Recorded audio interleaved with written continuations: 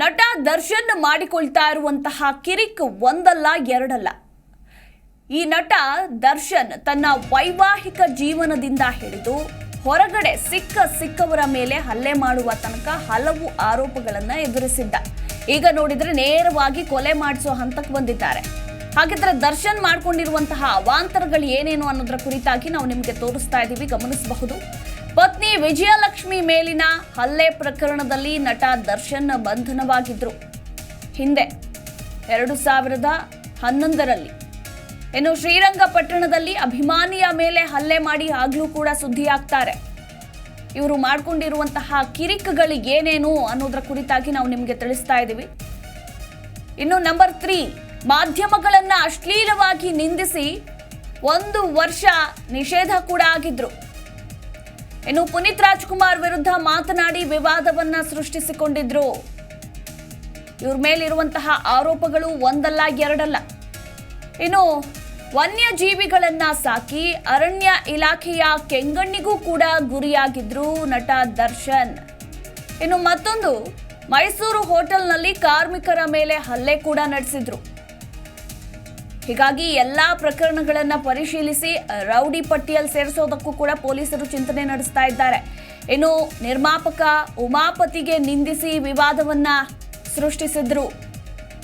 ಇಷ್ಟೇ ಅಲ್ಲ, Kaatera cinema success ಪಾರ್ಟಿಯಲ್ಲಿ ಮಹಿಳೆಯರ ಕುರಿತಾಗಿ ಅವಹೇಳನಕಾರಿ ಹೇಳಿಕೆಯನ್ನ ಕೂಡ ಕೊಟ್ಟು ಆಗ್ಲೂ ಕೂಡ ಚರ್ಚೆಯಾಗಿದ್ರು.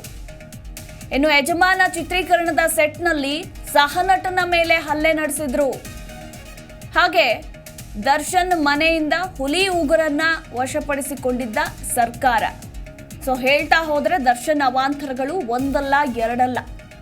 ವೈವಾಹಿಕ ಜೀವನದಿಂದ ಹಿಡಿದು ಹೊರಗಡೆ ಸಿಕ್ಕವರ ಮೇಲೆ ಹಲ್ಲೆ ಮಾಡೋ ತನಕ ಈತನ ವಿರುದ್ಧ ಹಲವು ಆರೋಪಗಳಿವೆ.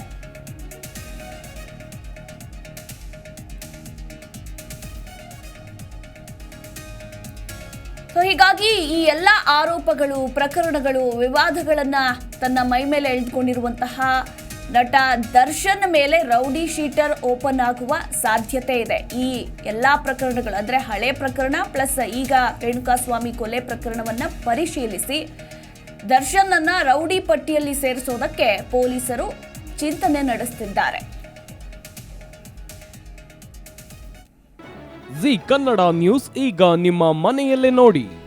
ಎಲ್ಲ ಕೇಬಲ್ಗಳಲ್ಲಿ ಈಗ ಲಭ್ಯ.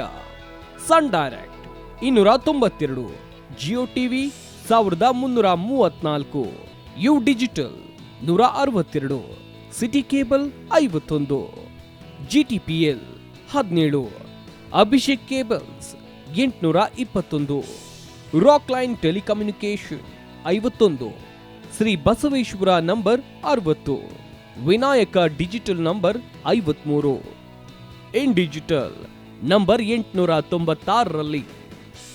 ನಿಮ್ಮಿಸ್ತದ ಜಿ ಕನ್ನಡ ನ್ಯೂಸ್ ನೋಡಿ ಆನಂದಿಸಿ.